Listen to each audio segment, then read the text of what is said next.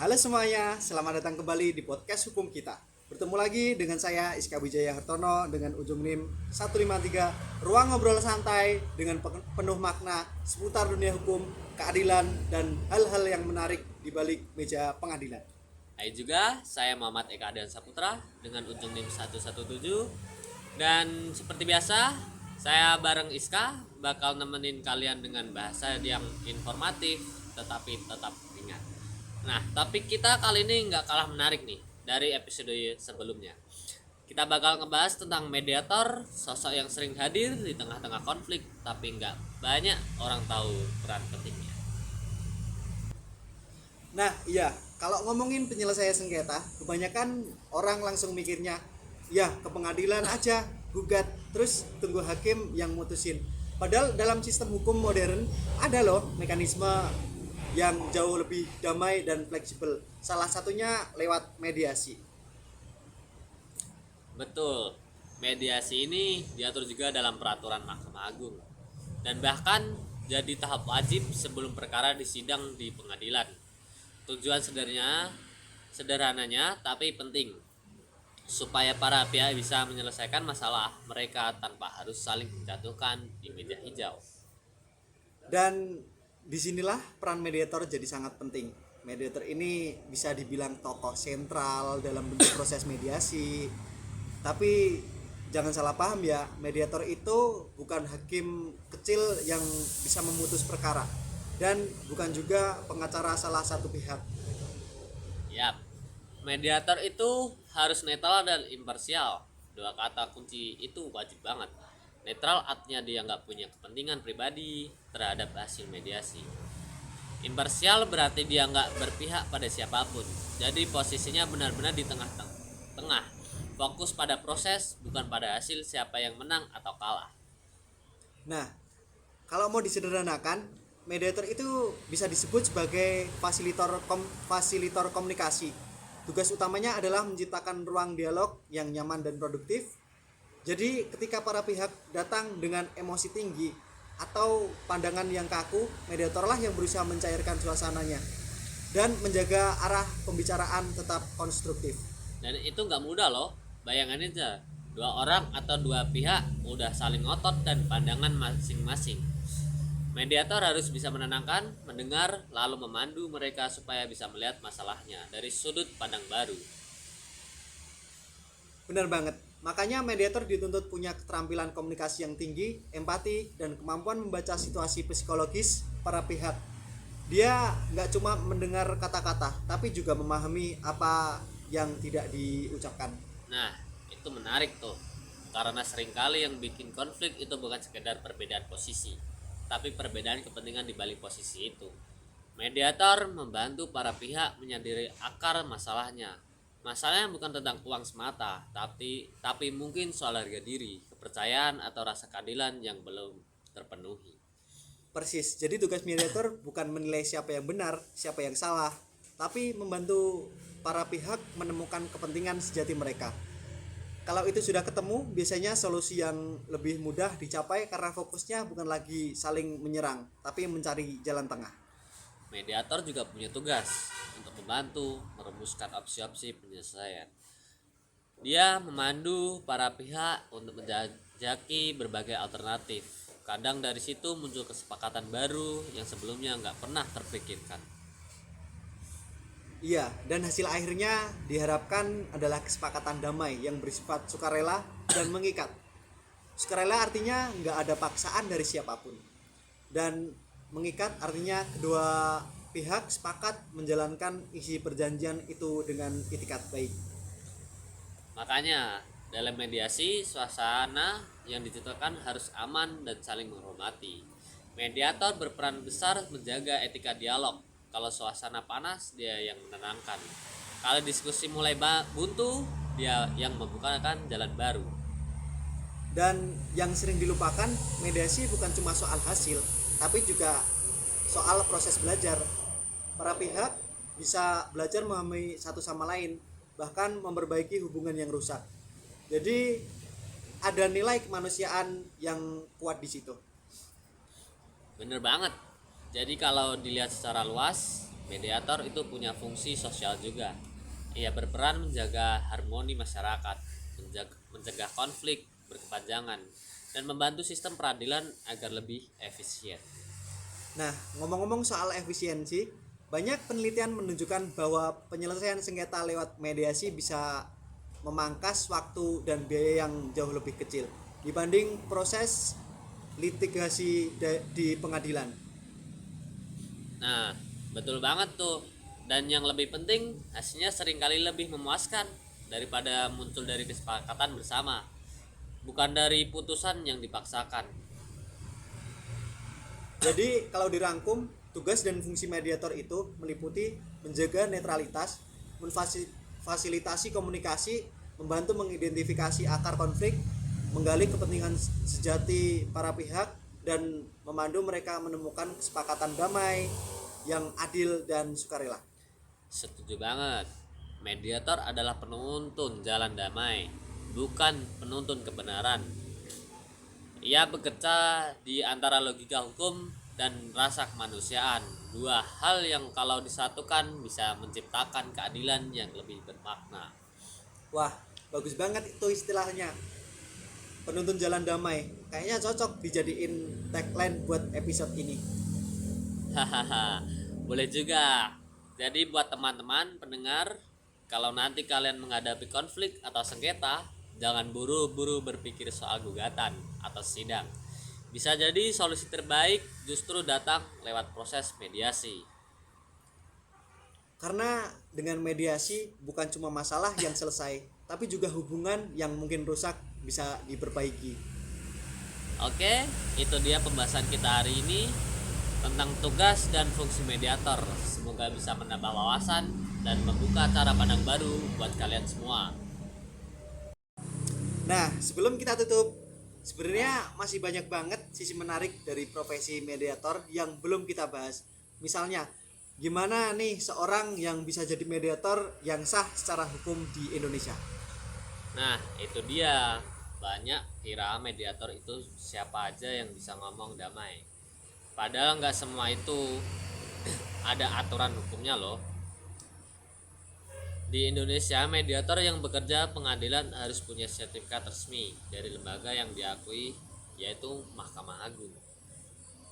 Bener banget. Jadi nggak sembarang orang bisa ngaku jadi mediator.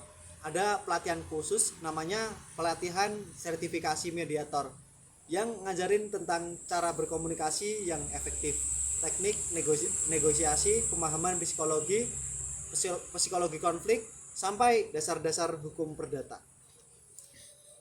Ya, dan setelah lulus, mediator juga terikat oleh kode etik. Salah satu yang paling penting dalam menjaga kerahasiaan. Semua yang dibicarakan dalam proses mediasi sifatnya rahasia.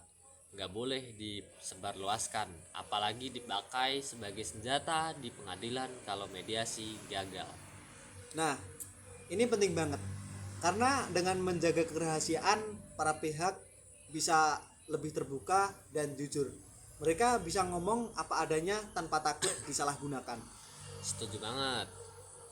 Sekarang mediasi itu juga agak terbatas di pengadilan aja.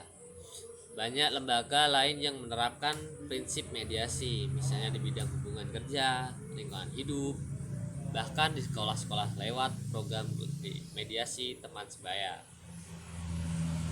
Oh iya, benar. Di dunia pendidikan juga sudah mulai dikenal dengan konsep mediasi sejak dini. Anak-anak diajari menyelesaikan masalah tanpa emosi dan tanpa kekerasan. Jadi budaya damai ini memang bisa ditanamkan sejak kecil. Dan kalau kita lebih dalam, mediasi itu sebenarnya bukan sekedar alat hukum, tapi juga nilai sosial. Nilai tentang bagaimana manusia bisa saling memahami dan menghormati perbedaan. Bener banget. Bahkan kalau kita kaitkan dengan nilai-nilai bangsa, mediasi ini sangat sejalan dengan semangat kekeluargaan dan musyawarah yang ada dalam Pancasila. Jadi tujuannya bukan siapa yang menang atau kalah, tapi mencari kesepakatan dan keseimbangan bersama. Nah, Jadi bisa dibilang mediasi itu sebenarnya mencerminkan jati diri bangsa kita juga lah ya, Iska. Betul sekali. Kalau kita lihat ke belakang, jauh sebelum sistem hukum modern datang, masyarakat kita sudah punya cara sendiri untuk menyelesaikan konflik lewat musyawarah. Di Jawa ada rembuk desa, di Minangkabau ada musyawarah ninik mama, di Bali ada pararem. Semua itu prinsipnya sama, menyelesaikan masalah lewat dialog damai. Iya. Jadi sebenarnya mediasi itu bukan hal baru buat masyarakat Indonesia. Bedanya sekarang bentuk lebih formal dan diatur dalam hukum.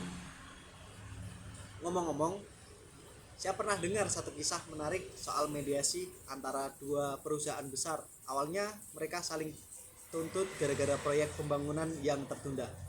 Tapi begitu difasilitasi oleh mediator, ternyata akar masalahnya cuma salah paham soal pembagian tanggung jawab kerja. Nah, itu dia. Seringkali konflik muncul bahkan karena niat jahat, tapi karena miskomunikasi. Setelah di mediasi, kedua pihak bisa saling memahami dan akhirnya melanjutkan kerjasama. Mereka tanpa perlu saling menuntut. Itulah keindahan mediasi. Kadang solusi datang bukan dari debat siapa yang benar, siapa yang salah, tapi dari keberanian untuk mendengar satu sama lain. Dan menariknya, mediator bukan orang yang paling pintar di ruangan, tapi orang yang paling bisa membuat semua pihak merasa dihargai. Setuju banget. Mediator bukan tentang kekuasaan, tapi tentang kepercayaan. Kalau para pihak tidak percaya, prosesnya akan lebih mudah. Apalagi sekarang sudah ada mediasi secara daring. Banyak kasus yang diselesaikan lewat video konferensi, terutama setelah pandemi. Tantangannya memang berbeda, tapi manfaatnya besar karena orang dari daerah manapun bisa ikut tanpa harus datang ke pengadilan. Iya, itu kemajuan besar. Tapi tetap mediatornya harus peka walau lewat layar. Dia tetap harus bisa membaca emosi, bahasa tubuh, dan suasana hati para pihak. Jadi keterampilan komunikasi tetap jadi kunci utama. Dan di tengah perkembangan zaman, nilai dasar menjadi mediasi agak nggak boleh hilang. Empati, netralisasi, dan kejujuran itu fondasi yang membuat proses bermartabat.